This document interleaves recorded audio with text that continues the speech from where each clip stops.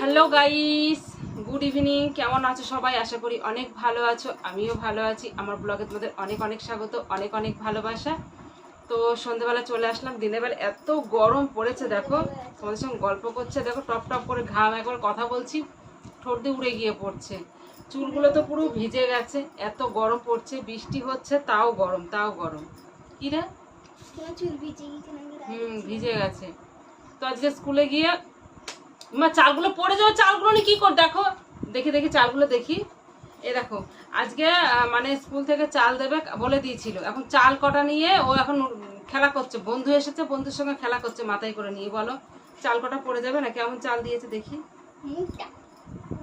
মা চালগুলো তো বেশ ভালোই দিয়েছে, কিন্তু মোটা মোটা খেটে খেটে স্কুলের চাল, বুঝতেই পারছো। চালগুলো এমনি সুন্দর রূপোর মতো চকচক করছে, কিন্তু শুধু চাল দিয়েছে।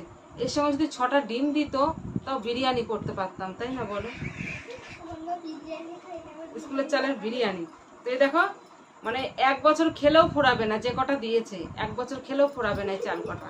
প্রচুর চাল দিয়েছে, 1 বস্তার চাল। রেখে দেন, পড়ে যাবে। ও মা, এক কি 2 বছরও যাবে না। আচ্ছা ও রেখে দে, ওখানে পড়ে যাবে। আমি 10 বছরে যাবে, যখন আমরা মরে যাব ছিটিয়ে যাবে। ওটা নিয়ে চাল নিয়ে খেলতে নেই, মেয়েটা কথা শোনে না, ব্যাগটাও ছিড়বে। তো সেই তো খেলা করছে। ও তার মধ্যে হয়েছে কি, মানে স্কুলে গিয়ে মানে পিপিরি একটা আমার বুনু বুনু হয় আর কি, পিপিরি ওর আন্টি, মানে ওর বাচ্চা পিপিতে পড়ে। তো দীঘায় পুরী গেছিলো। তো সবাইকে দেখলাম, মানে পিপির যে মানে মায়েরা রয়েছে, ওদের গ্রুপ আছে। তো ওদেরকে সবাইকে মানে একটা করে এই যে মালা, কানের সেট দিয়েছে, দেখছো সুন্দর বেশ। আর এটা মানে যেহেতু আমি ওদের সঙ্গে একটু গল্প করি, যেহেতু আমার এই যা থাকে, তো আমি একসঙ্গে গিয়ে বসি টসি, তো সবাইকে দিয়েছে, ওর জন্য আমাকেও একটা দিয়েছে। কত সুন্দর লাগছে দেখো, দারুণ লাগছে। আমার তো খুব পছন্দ হয়েছে। সিম্পল, একেবারে সিম্পল সাজের সঙ্গে দারুণ লাগবে। তো আমার এটা খুব, আর সত্যি কথা বলতে গিফট পেলে কার না পছন্দ হয় না বলো? মানে যেমনই হোক না কেন, খুব সুন্দর, খুব সুন্দর লাগছে এটা। তো আমরা তাই বলছিলাম যে এই সিম্পল জিনিসের সঙ্গে সিম্পল একটা শাড়ি পরে বেশ কোথাও যেতে হবে ঘুরতে, সবাই একসঙ্গে ভালো লাগবে। তো যাই হোক, আমার তো খুব পছন্দ হয়েছে, খুব পছন্দ হয়েছে। তো আজকে জানো সন্ধ্যাবেলা এখনো পর্যন্ত চা খাইনি, এখনো কেউ নেই। চা করবো কাকে নিয়ে? কেউ নেই। মেয়েটা ঘুরে ঘুরে বেড়াচ্ছিল, ছেলেটা ঘুমাচ্ছে, তাহলে চা করবো কি করে?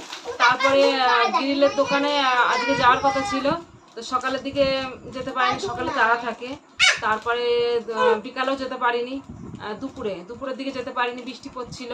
বিকালের দিকে ফোন করে বললাম যে যাব, তো বললো বিকালের দিকে সব লাগাতে গেছে, গ্রিল বাড়িতে নেই এখন। তো গ্রিল কোথায় লাগাবো সেটা তো তোমরা কিছুটা জানো, আর কিছুটা না জানলেও আস্তে আস্তে সবই দেখতে পারবে, তোমাদেরকে দেখাবই। কেননা এত কষ্ট করছি, জানি না যে একটু একটু একটু করে হচ্ছে আর কি, একটু একটু করে।